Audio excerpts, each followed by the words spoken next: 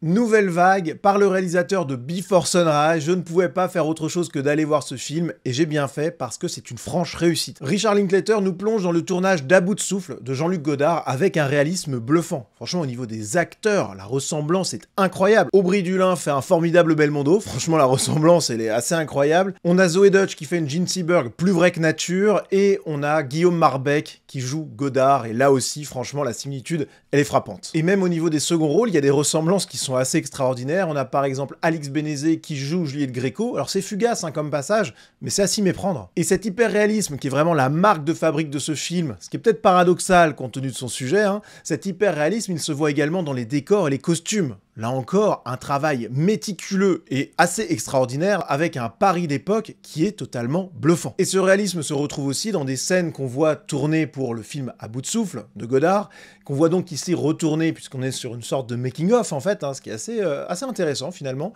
Eh bien, on a des scènes qui sont exactement les mêmes que celles d'À bout de souffle, au geste près. Franchement, c'est une très grande réussite. On a vraiment l'impression de voir le tournage d'À bout de souffle devant nos yeux. Alors le film est bien entendu centré sur Godard, ce personnage iconique de l'histoire du cinéma, qui passe de la critique de film à la réalisation avec ses amis de la Nouvelle Vague, notamment François Truffaut. Et on le voit d'ailleurs au début du film, dans le doute, dans le regret, croyant que son heure est déjà passée, et finalement un peu jaloux de Truffaut et de son succès, notamment au Festival de Cannes. Et Godard, face à ça, il se sent un peu dépassé, un peu sur la touche, mais il aura finalement l'opportunité de tourner À bout de souffle, qui sera un immense succès et qui lancera sa carrière et en fera une icône du cinéma. Et avec Nouvelle Vague, on suit donc Jean-Luc Godard dans l'exercice du réalisateur, lui qui a été si longtemps critique et qui passe un petit peu de l'autre côté de l'écran. Donc c'est super intéressant de suivre son parcours, son évolution, et puis son univers fantasque, parce que c'est quand même un sacré personnage que Jean-Luc Godard. On a un réalisateur qui n'en fait qu'à sa tête, qui ne fait tourner que quelques scènes par jour, quelques heures de travail par jour seulement, avec une grande liberté de création et de ton donné à ses acteurs, avec aussi un refus de la norme sous quelque forme que ce soit. On a par exemple le scénario qui paraît complètement hors sujet. On a très peu d'intérêt de Godard pour les raccords. Si un plan n'est pas raccord, il s'en fiche complètement, donc ça c'est aussi intéressant à voir. Et ce qui est amusant, c'est de voir la réaction des acteurs, notamment Jean Seberg,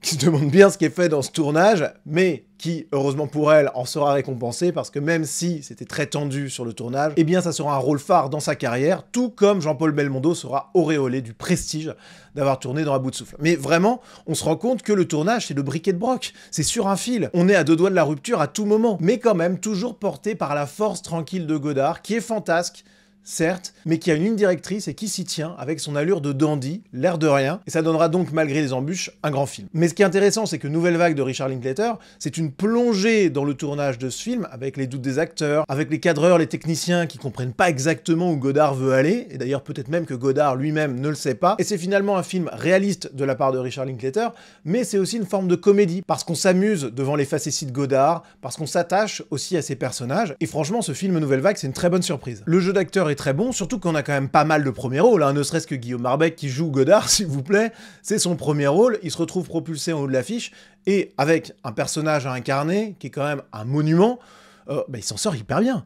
Voilà, au niveau du style, de la voix aussi. Il y a eu énormément de travail sur la voix de Guillaume Marbeck, mais aussi de tous les acteurs, pour donner un grain à ce film qui rappelle complètement cette période des années 50. Et ça se voit également, bien sûr, de manière visuelle. On est en noir et blanc, avec un effet de pellicule travaillée, ancienne, qui pourrait faire un peu kitsch, franchement, mais qui en fait passe totalement, et on se retrouve vraiment plongé là-dedans. Je le redis, mais on a l'impression de voir un documentaire, un making-of d'À bout de souffle. C'est waouh, c'est vraiment un tour de force. Et tout ça sans que ça soit ennuyeux, parce qu'un making-of, ça peut parfois être un peu longuet, un peu ennuyeux. Là, pas du tout. Il y a vraiment un travail artistique qui fait qu'on est dans un film à part entière, qui parle d'un autre film, mais on ne s'ennuie pas, on est vraiment pris dans l'histoire, on n'est pas dans un simple documentaire. Vraiment une super réussite à tous les niveaux. Alors le sujet principal de ce film, c'est Jean-Luc Godard. Et Jean-Luc Godard, c'est une figure qui est super intéressante à analyser, parce que c'est une figure majeure de la déconstruction. C'est quelqu'un qui a incarné le courant révolutionnaire, marqué bien sûr par l'idéologie de gauche, qui a voulu déconstruire les normes classiques, déconstruire les règles établies, déconstruire son art, déconstruire la société et même la civilisation. La vie de Jean-Luc Godard a été marquée par l'idéologie de gauche, c'était un maoïste assumé. Donc là, franchement, maoïste, bon, alors à l'époque, c'était un peu la mode dans les milieux intellectuels de gauche,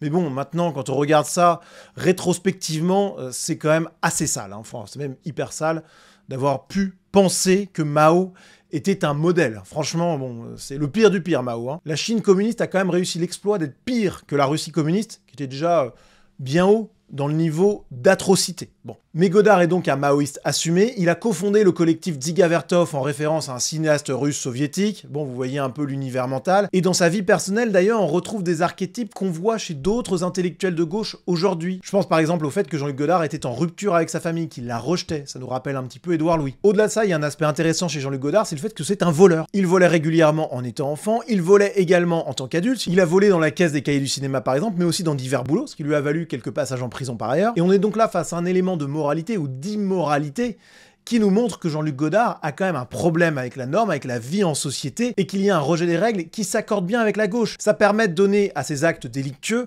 un vernis de respectabilité idéologique. Parce que la propriété c'est le vol, parce que la richesse c'est l'exploitation, etc. Donc le vol finalement c'est un peu la redistribution des richesses. C'est pas anecdotique du tout que Jean-Luc Godard soit à la fois quelqu'un qui repousse sa famille et qui vole, et qui soit ensuite engagé à gauche. Mais le grand marqueur de Jean-Luc Godard, et ce qu'il rattache définitivement à la gauche, et là pour le coup de manière un peu plus positive, on va dire, même si le résultat est très négatif, c'est la volonté de déconstruction. Jean-Luc Godard s'inscrit pleinement dans cette grande vague de déconstruction qui a marqué la France des années 50 et 60, et cette volonté de déconstruction de Jean-Luc Godard, on la voit évidemment dans À bout de souffle. Déjà parce que il y a un refus de considérer de manière classique le scénario, qui est vu comme totalement accessoire, il y a une manière de tourner qui est complètement aléatoire, punk, marginal, et qui d'ailleurs rend fou certains acteurs. Et puis il y a aussi une volonté de déconstruction dans la manière de concevoir des films, de les monter également. Le montage d'À bout de souffle, c'est un modèle du genre. On a les canons classiques du cinéma qui sont explosés. On a le regard caméra de Jean-Paul Belmondo qui s'adresse aux spectateurs, et surtout on a des coupes très agressives qui rappellent celles d'un youtubeur contemporain. C'est assez saisissant. Quand on revoit À bout de souffle, on est un peu gêné, parce que là, on est sorti du film. On voit des coupes nombreuses et violentes à l'intérieur des scènes, parce que Godard voulait conserver toutes les scènes, et donc il coupait à l'intérieur de celles-ci, et ça donne un résultat qui est, alors, artistique, engagé, avec clairement un souffle nouveau, et qui a séduit à l'époque. Moi, personnellement, ces coupes agressives, j'aime pas trop. Je trouve que les coupes agressives entre les scènes sont vachement intéressantes, parce que là, pour le coup, on a un montage qui est très nerveux, qui est à bout de souffle. De toute façon, À bout de souffle, le propos de ce film, c'est le mouvement, c'est la course permanente. On a Belmondo qui court partout, qui passe son temps à rechercher frénétiquement ses amis, qui appelle, qui est toujours entre deux filles, entre deux voitures. Enfin, c'est clairement un film où les coupes entre scènes radicales, ça passe complètement, ça sert même le propos. Bon, par contre, les coupes à l'intérieur des scènes, je suis vraiment pas fan, je trouve qu'on est trop dans la dérive arty, en fait. On sent que c'est un geste artistique assumé comme tel, et qui en fait ne poursuit d'autre but que d'être un geste artistique en soi. Et ça, pour moi, c'est vraiment pas top. Et je trouve que cette époque de la déconstruction, ça mérite qu'on s'y attarde, parce qu'on avait des gens qui étaient pourtant les purs produits d'un système classique, de normes bien établies, millénaires, d'une civilisation ancestrale, qui ont décidé, du jour au lendemain, presque, avec quand même l'aide de l'idéologie de gauche qui s'est imposée massivement, eh bien ils ont décidé de déconstruire, voire de détruire ces normes-là, quitte à détruire avec ces normes le monde qui les a fait naître. Et là, je suis obligé de faire le parallèle entre Jean-Luc Godard et Pablo Picasso. Que ce soit Godard dans le cinéma, À bout de souffle en est un exemple, mais on pourrait prendre Le Mépris également. Le générique du Mépris, c'est clairement une volonté de déconstruire les normes classiques du cinéma. Bref, donc que ce soit Godard dans le cinéma ou Picasso dans la peinture, et je pourrais prendre plein d'autres exemples, on a des artistes qui veulent déconstruire leur art. Mais le paradoxe gigantesque de tout ça, qui est si gigantesque que ça en devient une contradiction, en fait, c'est que Godard ou Picasso sont nés de ce monde classique, que leur génie vient justement de ce monde classique, et porté par cette idéologie révolutionnaire de gauche. Ils veulent tout détruire, ils veulent tout remettre en cause, dans une ferveur adolescente, parce qu'en fait la déconstruction c'est ça, c'est la révolte adolescente. Le problème c'est qu'à un moment... faut prendre un peu de hauteur et puis il faut laisser les adultes gérer. Mais dans le monde artistique, on assiste à cette fièvre-là un peu partout. Et ça ne date pas de Godard et des années 50 d'ailleurs, on peut remonter à Duchamp et même avant. Il y a vraiment un mouvement de déconstruction au sein du monde occidental qui est très présent dans la sphère artistique. Mais le problème, c'est que quand Godard et Picasso décident de déconstruire leur art, pourquoi pas ? Bon, mais ils ont une forme de légitimité par rapport à d'autres qui arriveront des décennies plus tard, parce qu'ils ont le choix. Ils décident de déconstruire le cinéma ou la peinture alors qu'ils ont toutes les connaissances classiques et qu'ils sont parfaitement capables de réaliser des films ou des peintures classiques. Par exemple, Picasso peignait et dessinait de manière très très convenable. Bon, il a décidé de partir dans l'art abstrait. C'est un choix délibéré, et je suis capable de valoriser ce choix de Picasso, par exemple, parce que je sais qu'il aurait pu faire autrement. Alors qu'aujourd'hui, on a plein de gens qui font de l'art abstrait en peinture, ou en cinéma d'ailleurs, mais qui n'ont absolument pas les capacités de faire autre chose. C'est en réalité une facilité. On dit qu'on fait de l'art abstrait, qu'on privilégie le geste artistique, l'intention, etc.,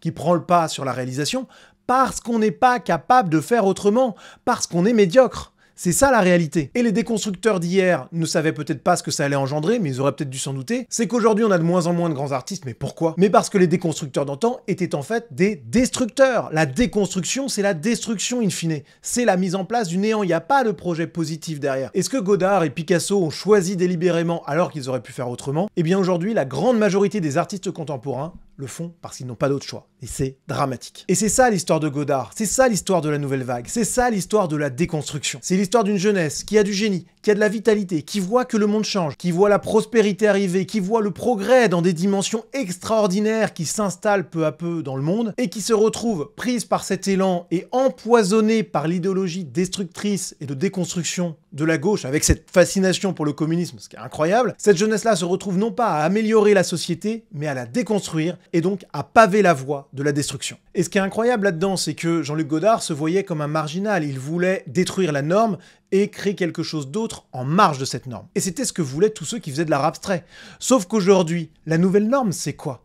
Mais la nouvelle norme, c'est la déconstruction. Aujourd'hui, la révolution, ça serait de faire du classique. La nouvelle vague, celle du 21e siècle, ça sera peut-être le retour au classique, ça sera peut-être le retour aux valeurs européennes qui ont fait la grandeur de cette civilisation et qui ont permis aux déconstructeurs de fleurir quand même. Ces valeurs européennes, l'excellence, la beauté, la grandeur, le dépassement de soi. Toutes ces valeurs-là reviendront au goût du jour et seront peut-être même portées par les marginaux d'aujourd'hui. Donc quand je regardais ce film Nouvelle Vague, qui est vraiment excellent et que je vous invite à voir, j'avais tout ça en tête. Godard, son génie, et puis la perversion de ce génie par l'idéologie de gauche, aidé en cela peut-être par un type anthropologique, plus susceptible que d'autres de basculer à gauche, avec par exemple son rapport à sa famille, le rapport à l'argent, etc. Mais vraiment, Godard, c'est la personnification de ce mouvement intellectuel de déconstruction qui a marqué ces années 50, 60 et même 70, avec les conséquences que l'on connaît aujourd'hui. Et là où je suis vraiment curieux, ça serait de savoir si les déconstructeurs de cette époque-là, qui avaient des grandes idées, des belles idées, une vitalité, etc., qu'est-ce qu'ils penseraient des fruits de leur travail? Qu'est-ce qu'ils penseraient de ce qui se passe aujourd'hui? Est-ce qu'ils ne verraient pas quand même, dans leur travail de déconstruction,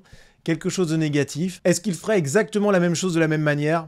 Rien n'est moins sûr. Alors je suis parti très loin parce que ce film Nouvelle Vague, évidemment, il ne traite pas frontalement ces questions-là, même si, quand même, on voit tout le caractère révolutionnaire de Godard qui transparaît au travers de ce film qui est vraiment une franche réussite. Les décors, les costumes, les acteurs, le réalisme de ce film est saisissant. Richard Linklater a fait un travail bluffant. Et c'est peut-être ça, allez, la conclusion de cette vidéo. Ce film Nouvelle Vague est finalement un pied de nez assez phénoménal à Godard, parce qu'on est en face d'un paradoxe. On a un film sur Godard, qui était un réalisateur de l'inspiration, de l'instantané, de la déconstruction la plus totale, et on a, pour lui rendre hommage, un film qui est empreint d'un hyper-réalisme, finalement aux antipodes de ce qu'était Godard, et je trouve que c'est plutôt pas mal, parce que ça montre que la déconstruction voulue par ces artistes influencés par la gauche dans les années 50 et 60, eh bien cette déconstruction, elle se heurte à la réalité, tout comme les utopies gauchistes se sont heurtées à la réalité, avec notamment le communisme comme exemple le plus désastreux et le plus fameux aussi. Et donc on a un film d'hommage à Godard qui fait de l'anti-Godard, et je trouve que c'est une bonne chose.